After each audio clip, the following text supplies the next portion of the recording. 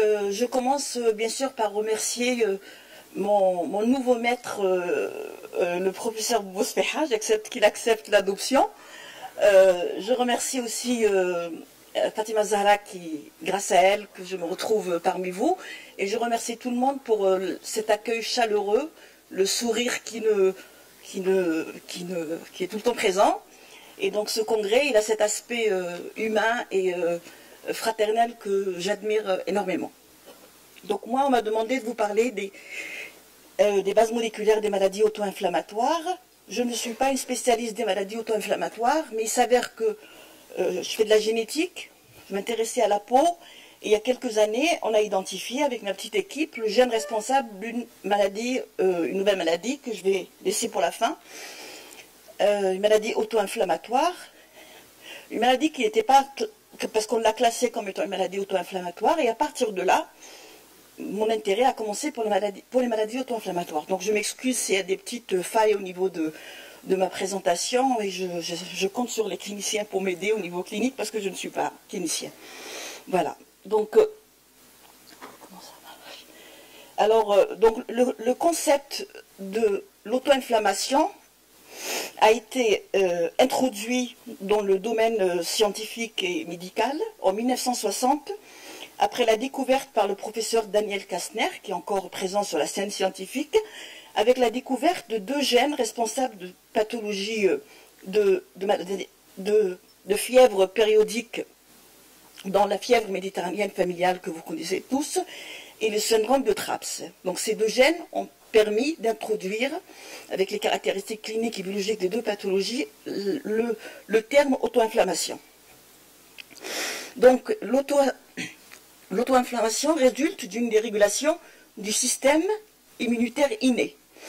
Elles sont caractérisées par des épisodes inflammatoires intenses, caractérisés par la fièvre, un cortège de symptômes associant des signes abdominaux, articulaires et cutanés. Il y a un risque élevé d'amylose qui est observé, que je pense il met en jeu le pronostic de la maladie. Ce qui est intéressant, c'est l'absence d'auto-anticorps et de lymphocytes activés. Ce qui est intéressant, c'est par rapport au principe. Et les maladies auto-inflammatoires peuvent être déclenchées ou bien exacerbées par un facteur environnemental. À la différence des maladies auto-immunes qui, elles, sont liées à des troubles du système immunitaire adaptatif. Donc tout ça, je pense que vous savez. Alors, l'immunité adaptative, elle fait intervenir les lymphocytes T et B. Elle est très spécifique, enfin je résume, et c'est une réaction qu'on observe au bout de 4-5 jours. L'immunité innée, qui elle est impliquée quand elle est dérégulée dans les pathologies auto-inflammatoires, elle fait intervenir les cellules de l'immunité innée, comme les monocytes, les macrophages, les cellules aussi épithéliales, comme le kératinocyte et les entérocytes, c'est-à-dire toutes les cellules qui sont en face, en contact d'un milieu extérieur, riche de pathogènes. Elle est très peu spécifique, cette immunité innée, et justement, de telle façon qu'elle permette une réaction rapide contre divers pathogènes qui peuvent, que l'être humain peut rencontrer. Elle est donc justement déclenchée très rapidement après infection de type bactérienne ou virale. Alors, les maladies auto-inflammatoires classiques connues, que je ne vais pas trop revenir dessus, la définition clinique de nouveaux syndromes rares, ainsi que l'étude moléculaire de mécanismes de la réponse immune innée au niveau des études fondamentales, ainsi que le séquençage à haut débit du génome humain, soit exome, soit ou l'exome, a permis en 2 ans d'identifier de nouveaux gènes, donc que je vais vous parler, de nouvelles voies de signalisation qui ne cessent donc d'augmenter, ce qui permet de nouveaux mécanismes physiopathologiques et dans l'espoir de développer de nouvelles stratégies thérapeutiques ciblées en fonction de ce qu'on trouve. Et ce qui a permis aussi une classification de ces maladies auto-inflammatoires. Alors, il y a une possibilité de les classer en 4 groupes. Le premier groupe, c'est une réponse thérapeutique immédiate et complète au traitement à l'anakinra, qui est un inhibiteur qui inhibe l'interleukine 1. Il y a le deuxième groupe, l'auto-inflammation est liée à la production d'interférents. Le troisième groupe, il est lié à une activation constitutive du facteur de transcription NF-κB, qui est un facteur ubiquitaire responsable de plusieurs processus physiologiques et physiopathologiques. Et on a un groupe de pathologies auto-inflammatoires liées à une activation non contrôlée des macrophages. Alors, pour beaucoup de choses, tout a un déterminisme génétique, merci. Donc les maladies auto-inflammatoires ont un déterminisme génétique, elles peuvent être déclenchées ou exacerbées par un facteur environnemental. Dans ces maladies auto-inflammatoires, on distingue des formes monogéniques classiques avec transmission mendélienne et des formes polyfactorielles. Donc je pense que vous les connaissez tous, il y a 6 gènes, à ma connaissance, qui sont responsables dont 4 sont responsables des fièvres périodiques.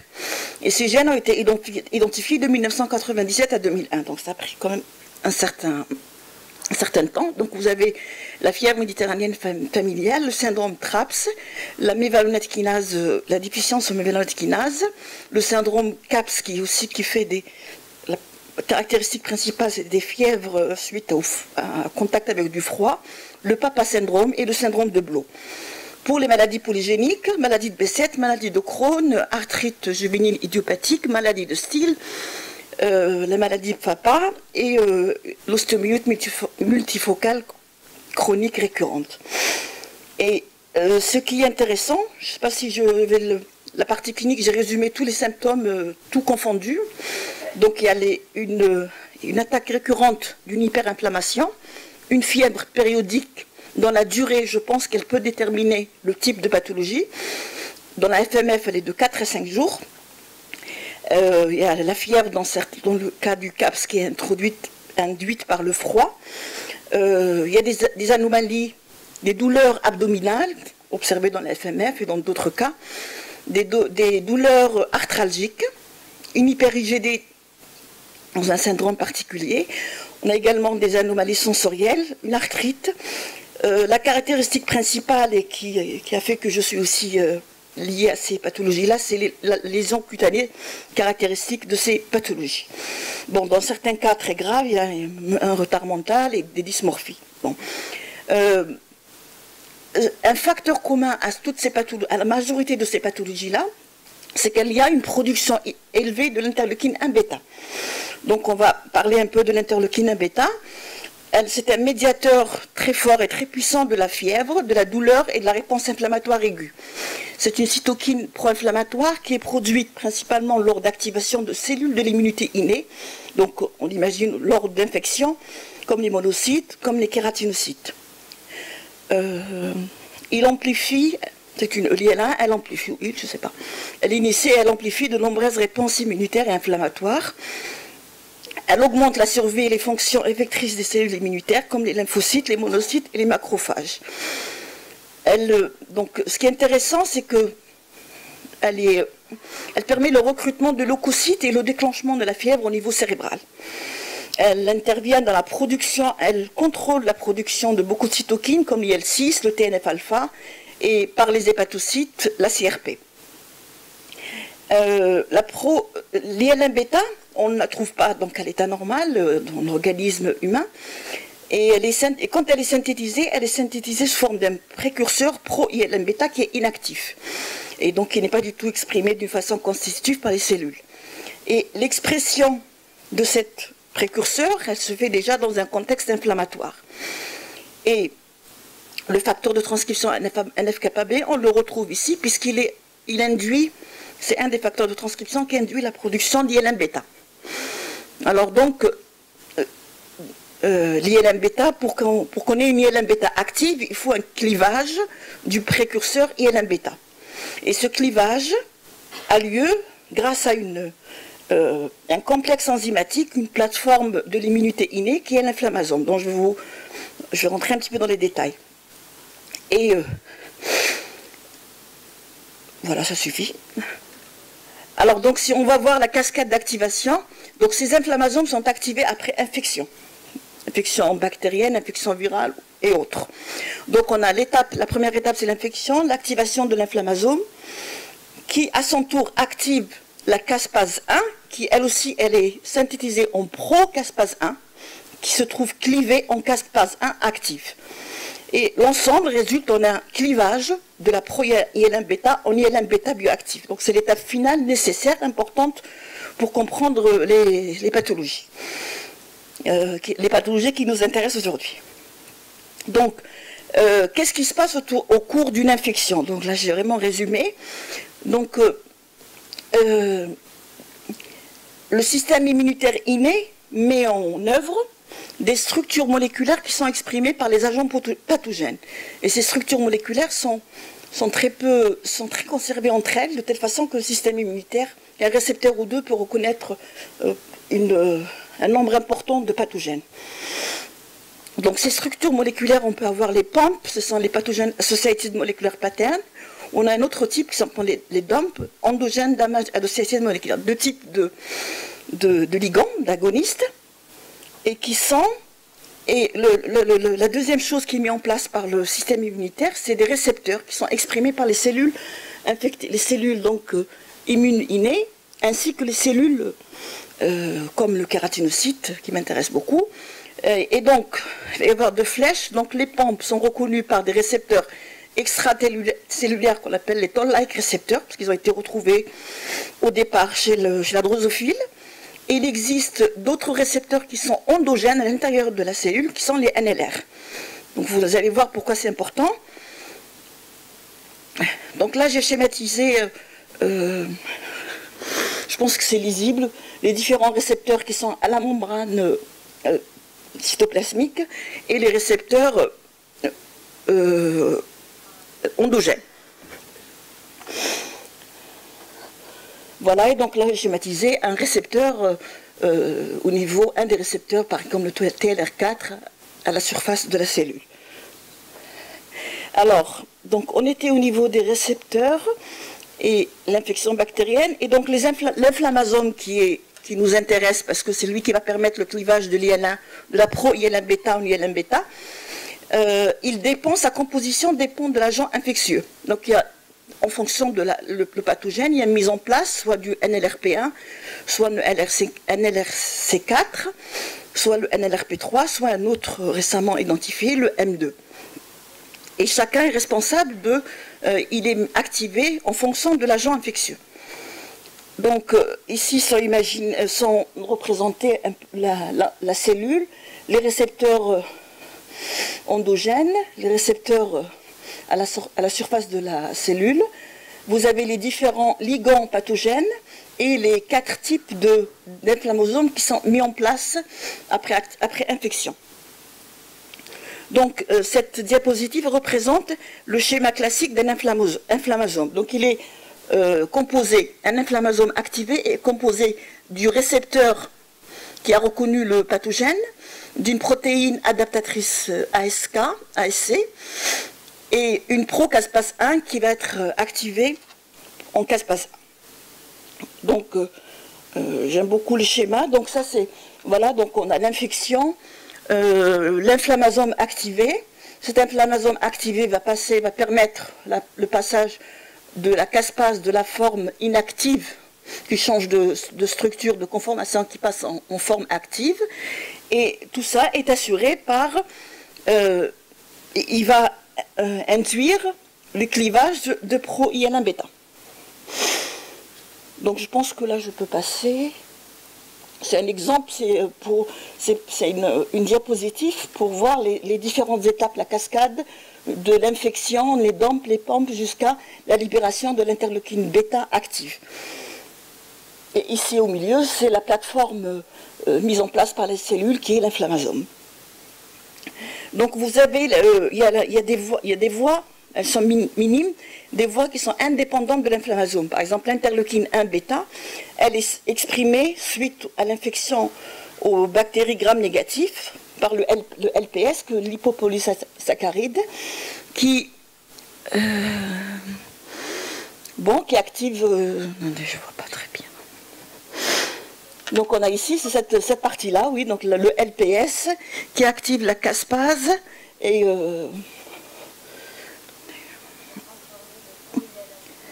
Oui, mais indépendamment de vous voyez, il y a une voie qui est dépendante de l'inflammasome, mais une voie normalement indépendante de l'inflammasome. Bon. Donc sur le plan pratique, au niveau technique, ce qu'on voit nous à la paillasse, quand on a un Western blot qui montre que les cellules, une fois stimulées, la procaspase 1, ici c'est la procaspase 3, qui est clivé et on voit la forme active. Et ici, c'est en immunofluorescence où on marque la protéine ASC qui est activée et exprimée dans toute la cellule après activation de l'inflammasome. Donc là, on passe aux pathologies. Donc sur cette diapositive, c'est résumé la cascade jusqu'à la production de l'interleukine 1 bêta, et les défauts génétiques à des niveaux différents peuvent donner des pathologies différentes, avec leurs caractéristiques bien sûr, mais ils peuvent avoir des caractéristiques communes, qui sont la surproduction de interleukine 1. Donc, parmi les inflammasomes, nous avons le inflammasome NLRP3 qui a été le plus étudié, parce son dysfonctionnement, il est associé à plein de pathologies génétiques auto-inflammatoires. Et les pathologies qui sont liées à ce NLRP3 sont appelées les inflammasomopathies. Essayez de faire vite. Donc, quel est le lien moléculaire entre les pathologies auto-inflammatoires classiques que vous connaissez et les différentes étapes du processus d'activation de l'inflammasome NLRP3? Donc, il faut savoir que on sait que pour la plupart des maladies, on a le gène, on sait qu'il y a une overproduction d'IL1 bêta, mais on ne sait pas quel est le lien moléculaire. Par exemple, pour la FMF, qui est une maladie autosomique récessive, le gène, les mutations, c'est le gène de la MFV qui est muté d'une façon homozygote, autosomique récessive, et c'est que récemment, en 2016, qu'on comprend le lien entre la périne, qui est la protéine codée par le gène qui est muté, et l'inflammasome, depuis alors que c'est la première maladie qui a permis d'introduire le concept de l'auto-inflammation. Et là, ce qui se passe, c'est un article, Nature Immunology, qui est un très bon papier, et qui parle que dans la FMF et dans les hyper-IgD, il y a un inflammasome particulier qui s'appelle le pyrine-inflammasome, qui implique, je crois que je vais passer,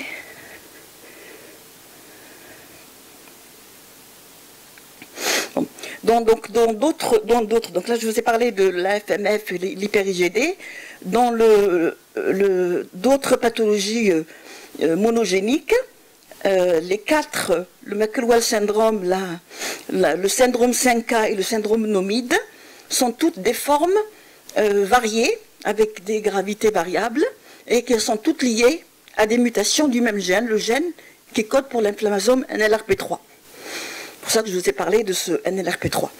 Donc les mutations, c'est des mutations gain de fonction qui permettent, donc gain de fonction, c'est pas une perte de fonction, c'est un gain de fonction, et donc une activation constitutive de l'inflammasome, et on retombe sur la surproduction de l'interleukine 1. Donc l'exemple du syndrome de Papa, là on revient, qui est intéressant, il a été montré qu'il y a le pyrine-inflammasome qui est formé de la protéine ASC, de la protéine codée pour le gène muté dans le syndrome Papa et de la périne. Et voilà, donc ça c'est un des mécanismes qui explique la pathologie. Et l'inflammasome NLRP3, son dysfonctionnement est impliqué dans la maladie de Crohn, dans la polyarthrite rhumatoïde, dans l'arthrite goutteuse et dans le diabète de type 2 et certainement dans d'autres pathologies. Un exemple, pour les pathologies polygéniques, les cristaux de cholestérol et d'acide urique, quand ils sont formés dans la cellule, ils peuvent activer l'inflammasome et ils augmentent la production d'interleukine bêta. Donc on se retrouve tout le temps à la production d'IL1 bêta, mais les mécanismes sont différents. Et voilà, ce mécanisme des cristaux de cholestérol et d'acide urique seront impliqués dans l'athérosclérose et dans la goutte. La maladie de la goutte ou la goutte, je ne sais pas comment on dit. Voilà. Ces cristaux se forment. Pardon? Un necres. Bon, voilà. Un naqrasa, donc c'est la forme des cristaux? Oui. Bon, bah, très bien. J'ai pas perdu mon arabe, c'est bien. Donc là, ça se complique. Ah oui. Ben, j'espère qu'une prochaine fois, je ferai en arabe. Donc là, vous avez vu là qu'il y a les différentes maladies qu'on a vues, c'est des ça touche des gènes, des protéines impliquées dans les différentes étapes de la cascade de l'inflammation. Là, c'est un exemple très intéressant, c'est le DIRA syndrome, où vous voyez ici, il y a la pustulose qui est caractéristique de beaucoup de ces pathologies-là. Il y a une ostéomyélite, et oui, donc ça c'est l'éruption cutanée. Et ce qui est intéressant, ce syndrome qui est tout neuf, tout nouveau, identifié, suite à la découverte de mutations et délétions dans le gène IL1RA, IL1R antagoniste, donc qui conduit aussi à la même chose. Je deviens un peu lourde avec ma surproduction d'IL1 bêta. Donc là, la voie de signalisation IL1 bêta. Donc on a l'IL1 bêta en jaune qui se lie à son récepteur. Ce binding permet le recrutement d'une protéine très intéressante, l'IL1 RAC, une protéine adaptatrice, et l'ensemble permet l'activation de voies de signalisation comme NF-κB et les MAP kinases. Ces voies de signalisation vont à leur tour réguler et permettre la transcription de gènes inflammatoires, de gènes anti-inflammatoires, tout dépend de la situation physiologique. Alors, comme toute voie de signalisation, il faut qu'il y ait une régulation négative parce que l'inflammation c'est bon, mais il faut la réguler, il faut la stopper. Donc ici on a une protéine qui est l'IL1RA négatif, l'IL1RA antagoniste.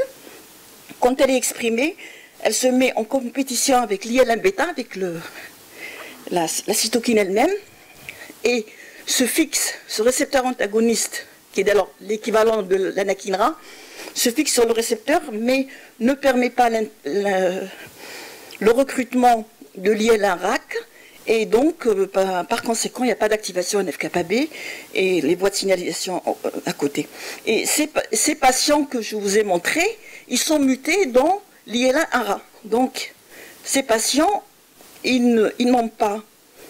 C'est des délétions et des mutations de rencontre, et la mutation, donc conduit à une absence de régulation négative, encore une fois, donc une surproduction de l'IL1 bêta. Donc pour les traitements, je ne vais pas m'attarder, donc à partir du moment où c'est l'IL1 bêta qui est surexprimé, donc il y a plein de firmes qui se sont mis à synthétiser des agents qui bloquent l'interleukine 1 bêta, comme l'anakinra, comme d'autres il y en a qui agissent sur le récepteur, d'autres qui réagissent sur la cytokine elle-même. Il y a l'IL6 qui est aussi une cytokine qui est exprimée pendant tous ces processus-là. Donc il y a un agent qui attrape l'interleukine 6. Et c'est pour ça, d'où l'intérêt de découvrir, de connaître les gènes, les molécules, le NLRP3 qui est impliqué dans pas mal de pathologies. Il y a des laboratoires qui ont mis en place, identifié des molécules qui ciblent l'inflammasome. Bon, je vais passer plus vite. Donc, j'ai encore combien de temps? D'accord. Donc, il y a des patients, il n'y a pas que l'interleukine 1 dans les molécules à l'origine des pathologies auto-inflammatoires, mais il y a d'autres voies de signalisation, parce qu'il y a beaucoup de patients, un nombre important de patients qui ne répondent pas à l'anakinra.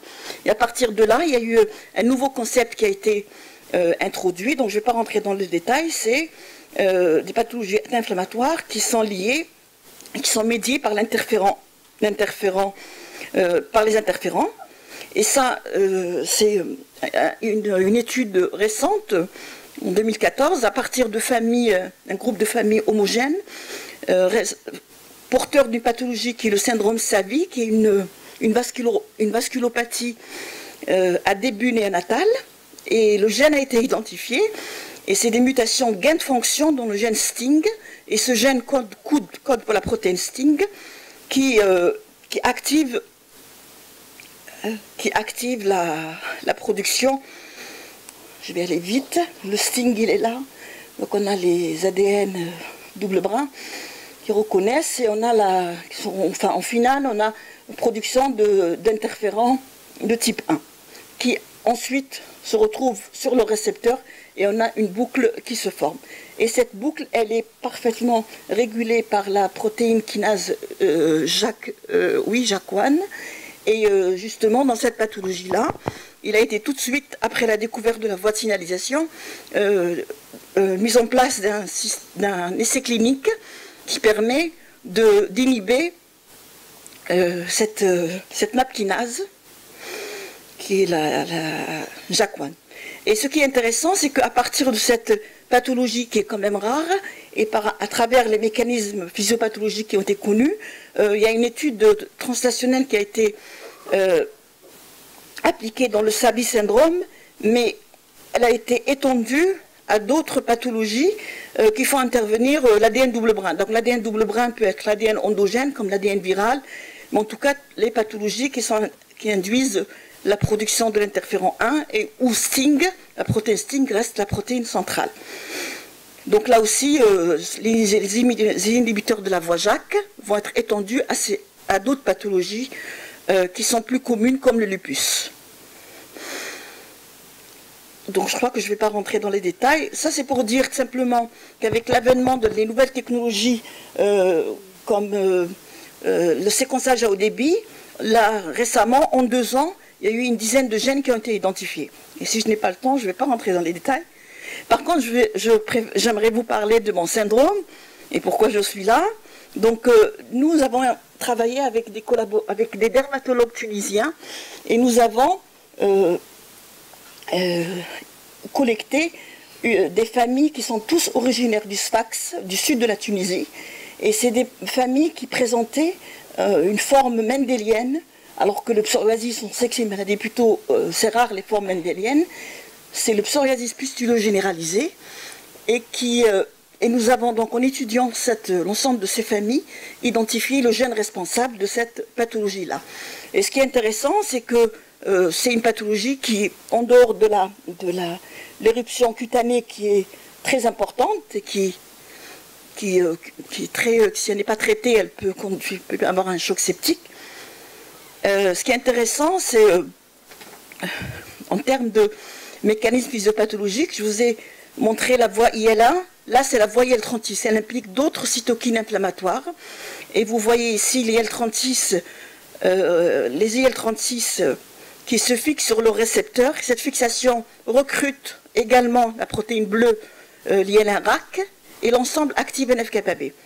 Là aussi, il faut qu'il y ait une régulation négative, et cette régulation négative, elle est assurée par l'IL-36RA, que j'ai identifié comme étant muté chez les patients tunisiens que je vous ai montrés.